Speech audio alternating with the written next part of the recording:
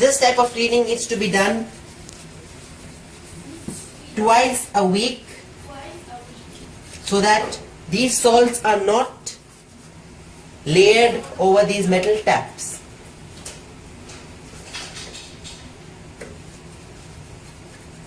One final clean over it.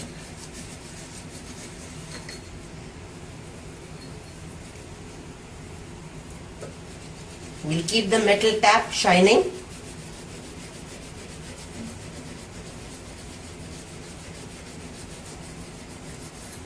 And then open your water, squeeze out the excess dirt from the sponge.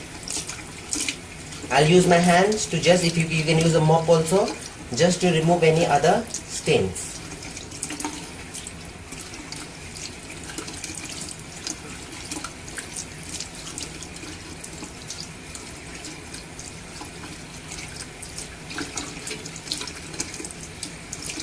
And then you can see the effect of before and after, where the area is shining. You can hear the now sound. This sound tells you that the area is clean. Little bit of more tough stains are there. For that, the same procedure should be involved, maybe 2 to 3 times again. Use the vinegar, soda carbonate again, and then give it a clean part.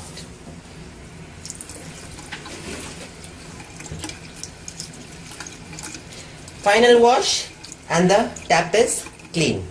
This is the procedure to clean your metal tap. Now let's come forward to clean our glass mirror over here. To clean our mirror, just moisten your cloth using the help of your water and then give a nice gentle rub over it.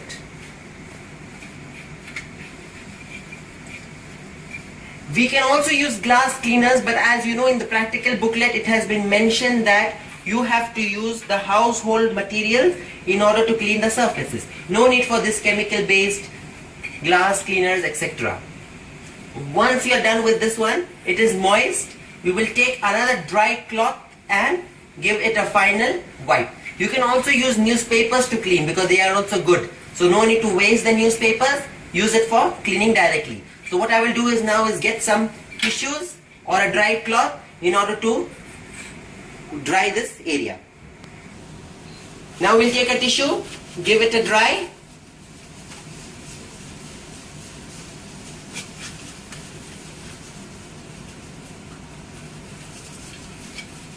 And that's how neat and clean you're going to find your mirror to be. Perfectly adorable mirror. So this is the practical area that has to be cleaned in your house daily. Let us come back to the procedure part of your table and the related questions. Here students, you can see you have been given with the procedure table where you have been given the columns and the things that you have to mention. The column heads are first serial number, the surfaces that has to be cleaned, what you are going to examine to clean it, materials required for cleaning, and what is the method involved in cleaning. The second one, the first one is already done for you, so let's start with the second one, that is bathroom and kitchen tiles. For bathroom and kitchen tiles and for all, you will basically look for dirt and stains. So one example is here done by my student. You're going to do is dirt and stains. Look for all these things from 1 to 6. Materials required are different for all. So what are the materials here? For a bathroom and kitchen tile, you would require water, Dettol, mop and brush. For toilet floor and closet, you would require a brush, Clorox, Dettol and water. For metal taps, you need vinegar, soda and sponge. For painted door windows, you need a duster cloth, water and kerosene as a polish. For window or glass panes or mirrors, you would need kerosene, water and again your duster cloth.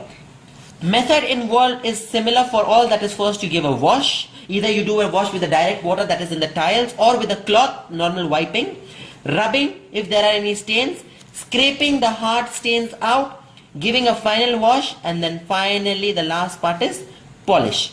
These are the procedures involved in this practical.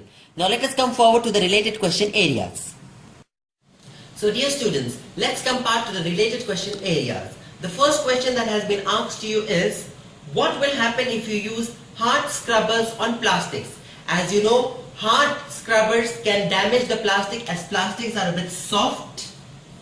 So they can either change its shape and give out some rough areas can be formed due to using this hard scrubbers over plastic. It can also fade out its colors. Question number 2. What would remove stains from brass taps? If you're having a brass tap, what you should do is that use your vinegar and soda over it, and then leave it for about 5 to 10 minutes, and then use a hard scrub, brush it off. Make sure you're using your steel coil for it. Because steel coils are very nice to remove, because metal and metal, as brass is also a metal. Third question. How are greasy stains removed from the window panes? As I showed you, the window panes are the ones which are made up of rubber and the sides. These are always having some type of greasy area because of the oil and lots of dust and moisture accumulated from a long period of time. These can be removed simply straight away. That is, first thing is use the water and then wipe it out with a duster, and then add onto it the vinegar, only the vinegar powder.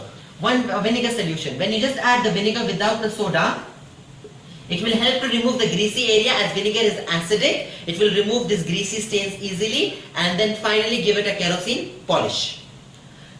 Fourth question and the last one, that is, why should strong acids or alkalis be avoided? There are many reasons to avoid strong acids and alkalis. One of the main reasons is that not to get your hands corroded. Okay, these chemicals are corrosive and they can cause lots of harm to your hand. But if you're wearing something like rubber gloves or something, that won't do. But it can also cause a damage to the surface.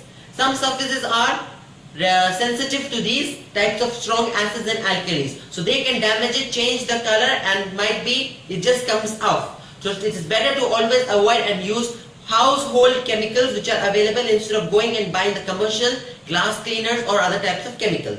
These are the possible questions that you will be asked during your exams, and the practical you have already seen how you people are also going to be asked how to do it. Any other question that you people would have, please ask me in the comment box below. Thanks for watching the video.